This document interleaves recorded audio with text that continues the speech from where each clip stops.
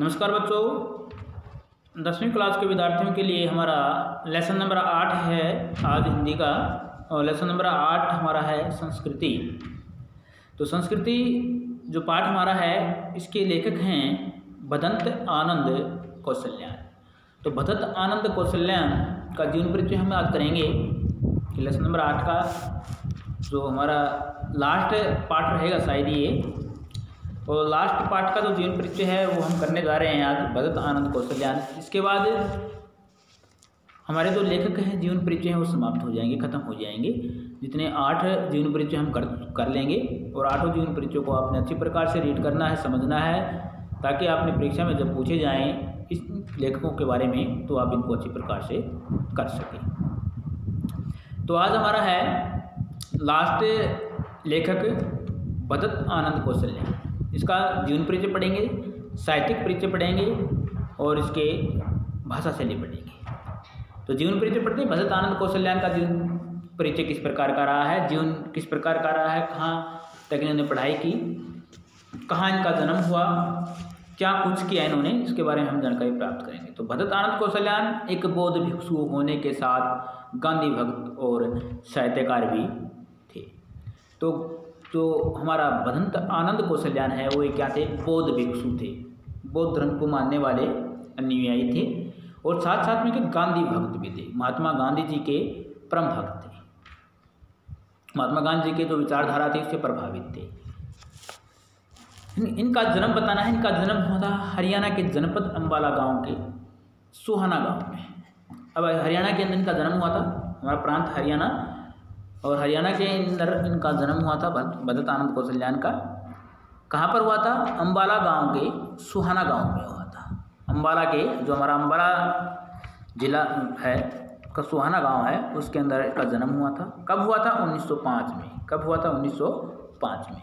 तो महात्मा गांधी जी के अनुयायी होने के साथ साथ क्या बौद्ध भिक्षु थे, महात्मा गांधी जी के अनुयायी थे, साहित्यकार थे, और इनका जन्म हुआ था हरियाणा के अम्बाला के सुहाना गाँव में 1905 में। इनके बचपन का नाम हरनाम दास था। इनके बचपन का नाम क्या था? हरनाम दास।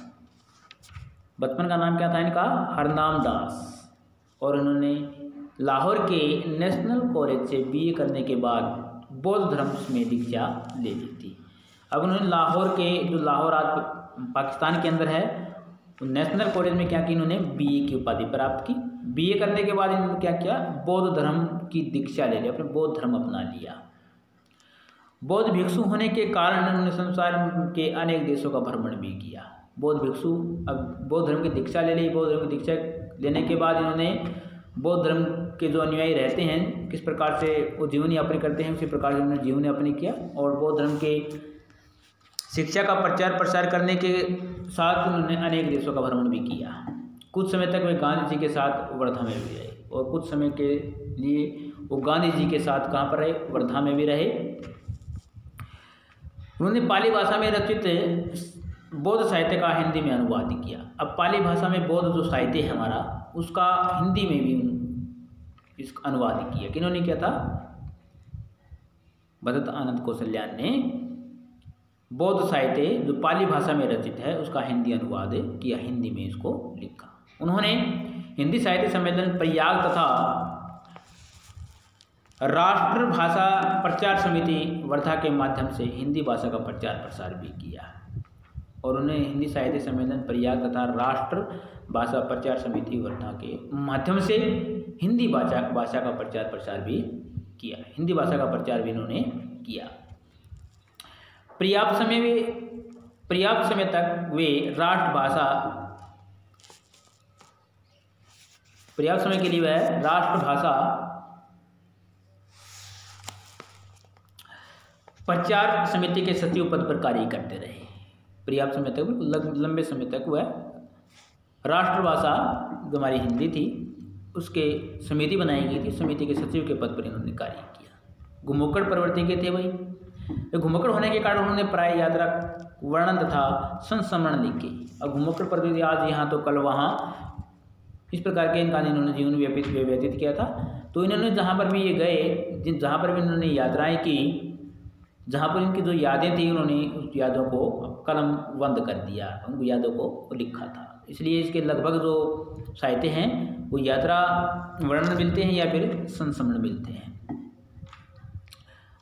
ठीक है, और 1988 में इनका देहांत हो गया।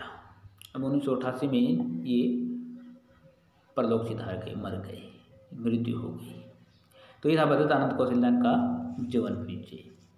ठीक है, हरियाणा के अम्बाला के सुहाना गांव में 1905 में जन्म हुआ। बचपन का नाम हरनाम दास था। उन्होंने लाहौर नेशनल कॉलेज से BA की उपाधि प्राप्त की। फिर बौद्ध धर्म अपना लिया। बौद्ध धर्म अपनाने के बाद भिक्षु का रूप धारण करके ये अनेकों देशों में इन्होंने भ्रमण किया। गांधी जी के साथ वर्धा में रहे। पाली भाषा में जो बौद्ध साहित्य है उसको उन्होंने हिंदी में अनुवाद किया। हिंदी साहित्य सम्मेलन, प्रयाग राष्ट्रभाषा प्रचार समिति वर्धा के माध्यम से इन्होंने हिंदी का प्रचार प्रसार किया और लंबे समय तक राष्ट्रभाषा जो हमारी हिंदी है इसके प्रचार समिति के सचिव पद के कार्य पर भी इन्होंने कार्य किया। लेकिन घुमरकर प्रवृत्ति के होने के कारण लगभग इसका जो साहित्य है वो यात्रा वृत्तांत मिलते हैं, संस्मरण मिलते हैं और इस महान लेखक का निधन 1988 में हो गया। अब इसकी रचनाएं पढ़ेंगे हम। रचनाएं कौन कौन सी हैं?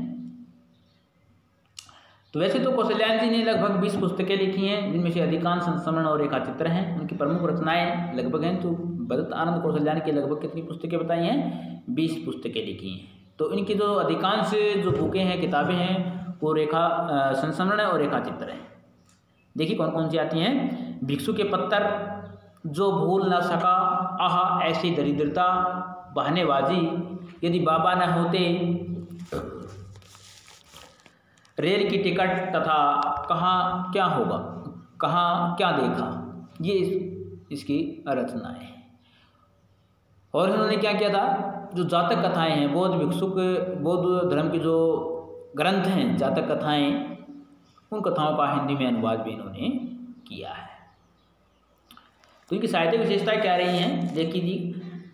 कौशल्यान जी ने अपना अधिकांश समय गांधी जी के साथ वर्धा में व्यतीत किया और उन्होंने साहित्य में गांधीवादी दृष्टिकोण देखा जाता है। वे अधिकांश समय गांधी जी के साथ व्यक्त करने के बाद गांधी जी के जो विचार थे, उन विचारों का प्रभाव भी इसके ऊपर देखा जाता है। एक लेखक होने के साथ साथ वे अनुवादक भी थे। वे अनुवाद भी करने में अनेक भाषाओं के जानकार थे। वे उन्होंने पाली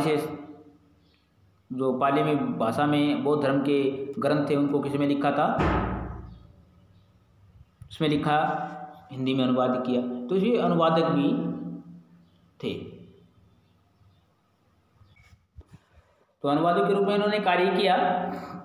उन्होंने अपनी रचनाओं में मानवीय आचार व्यवहार तथा रीति नीति पर समुचित प्रकाश डाला है।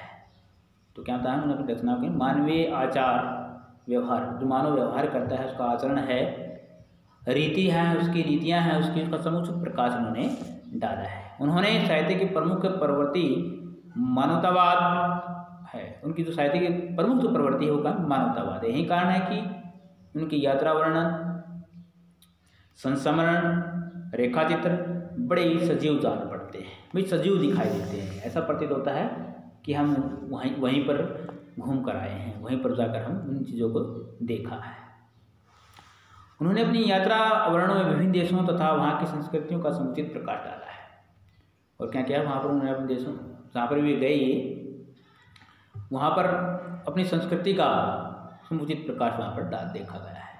तो विशेषकर गांधी जी से संबंधित संस्मरण पढ़कर ऐसा लगता है कि मानो वह अभी महात्मा गांधी जी के मिलकर आ रहे हैं।